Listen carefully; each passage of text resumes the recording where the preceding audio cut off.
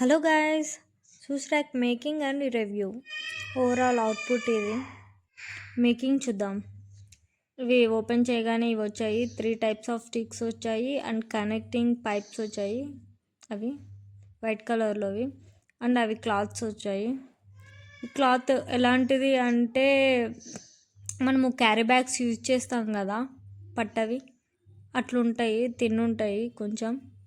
First 2 pipes తీసుకొని ఆ క్లాత్ది తీసుకొని అవతల యువతల 2 పైప్స్ పెట్టాలి.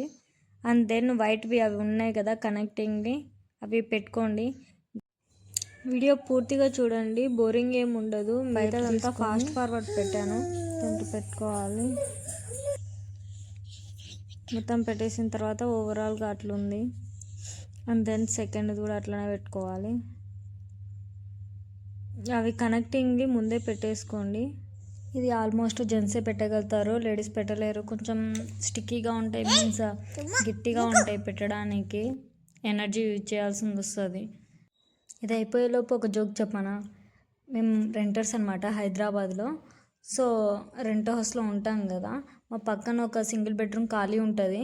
సో ఆంటీ ఏమంటుంది అంటే, మా ఓనర్ ఆంటీ అంటే చూడు ఎంత నీట్గా పెట్టుకున్నారో, పక్క ఏమంటారు బయట సైడ్ కూడా కర్టన్ వేశారు, లోపల ఎంత నీట్గా ఉంటుందో అనుకునేవాళ్ళు మా పక్కన సింగిల్ బెడ్రూమ్ వాళ్ళు. అంటే లోపల ఎంత చెత్త ఉన్నా బయటకు కనిపించద్దు, కొంచెం నీట్నెస్ మెయింటైన్ చేయాలి అన్నట్టు బయట వేసిండ్రు.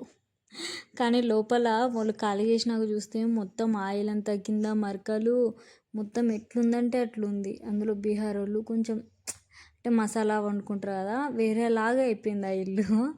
ఆంటీ అయితే మొత్తుకున్నదరా నాయన అంటారు కదా జనరల్గా, don't judge the book by its cover అని. ఇది బాగా సెట్ అయింది కదా.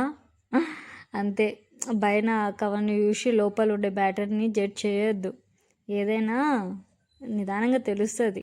నీకు చిన్న జోక్ చెప్పేలోపు ఇవి 4 అయిపోయినాయి చూడండి. అవి అట్లా కనెక్ట్ చేసేసుకోండి, చిన్నగా ఉంటుంది. బిల్డ్ అయిపోతుంది చూడండి షూ ర్యాక్.